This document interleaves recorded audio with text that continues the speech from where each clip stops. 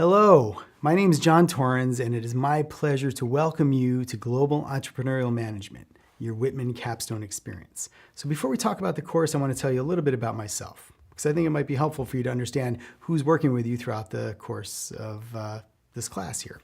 So I started out my career in a fairly unconventional way for a university professor. I'm actually a musician. I went to college to be a musician, a saxophone player. I still play in a local band once in a while, but not as often because I travel a lot. I realized shortly into my college career that the only thing I was going to be able to do with a music degree was teach music. So I didn't really want to do that, so I became a psychology major because I didn't really know what else I was going to do. Then I was going to go to graduate school for psychology, but then they told me that during my fourth year of graduate school, because it was a clinical psych degree, that they were possibly going to close the program down and that I might consider going somewhere else. I decided to get a degree in speech language pathology, so I became a speech therapist. So I'm a saxophone player, I'm a speech therapist, and now I'll tell you the rest of the story. I started my practice after I had a job. So I started working as a speech therapist for about a year and a half. I owed the state of New York that much time because they funded a large amount of my graduate education. However, the reason they funded it was because I had to work in a place that they couldn't hire anybody else to work in. So it was a really tough setting. So I left after about a year and a half, and I owed the state all sorts of money and fees and interest back, but it was worth it for me because I didn't really like my job. So in terms of my entrepreneurial experience, my motivation wasn't necessarily that I was pursuing an opportunity that I felt passionate about. It was really because I was running away from something that I didn't like all that much, which is a little bit different. So I started my own practice, which was great. And then I realized over time that my income was going to be limited to the number of hours in my day. And I didn't think that was so cool. So then I started hiring people. And then I realized this is actually cool. I can make money as I grow my company. So I got my PhD in business because about a year into it, I sat around my conference table at a staff meeting and realized that the people sitting there were depending on me to pay their bills and mortgages. They thought I knew what I was doing, and I really didn't know what I was doing at that point. I had no formal business education. I was just bootstrapping it and making up as I went along. So I went up to the university and said, hey, I want to take an accounting class because I thought as long as I could manage the books, I should be okay.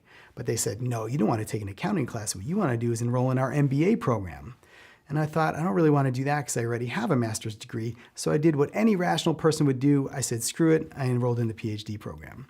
So my business grew really fast over time because every single course I took in my doctoral program, I used my business, this growing, living business, as my lab experiment. So when I had to take my Introductory to Business Law course, I got all my contracts sorted out. When I had to take my marketing plan, I developed a real marketing plan for my business.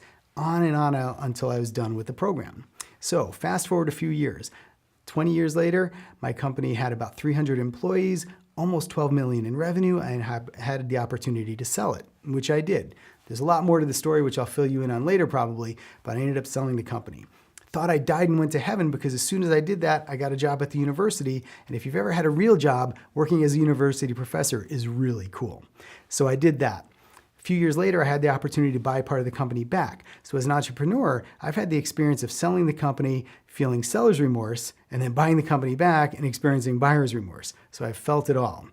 I know what it's like to struggle to try to find an idea. I know what it's like to struggle to make payroll. I know what it's like not to know what you're doing and question yourself. And then I know the ecstasy and the exhilaration of selling it and then buying it back. So now I have both worlds. I run the company and I'm a university professor, and I feel like my life was pretty good. In addition to that, I'm a manager of a very small fund that invests in small startup companies, which is an awful lot of fun for me. So on to the course. This is a very challenging course, and the simulation is new venture creation. So what we're going to do here is enable you to pull everything you've learned throughout your graduate education into one single final product or project. And it's new venture simulation or new venture creation. And the idea isn't really that you're going to start the company, although we would be ecstatic if you did. And from time to time that happens. Every year we might get 2 or 3 students who actually start the companies. And that feels really good. But I know it's a required course and you're here because you have to be and you need to do it to get your degree. Having said that though, I hope that you gain a lot of really valuable insights and use what you've learned to advance your careers no matter what you do. So for example, if you're working in a corporation and you're able to apply an entrepreneurial skill set, you're going to be much more valuable as an employee to the firm if you can do that than if you just mark time and punch the clock. So these skills are really important no matter which path you choose. So hopefully you're going to get a lot out of it. You're going to have a lot of fun. It's going to be quite a bit of work, and you're going to pull everything together into one final project that that you're hopefully going to be proud of. So my role is mostly as a coach or a consultant. Hopefully at this point, I shouldn't be teaching you any brand new content. Really what I'm hoping to do is help you connect the dots between everything you've already learned and show you how all those things you've learned work together as one unified whole to start a company. So welcome to the class, and I'm really looking forward to working with you all.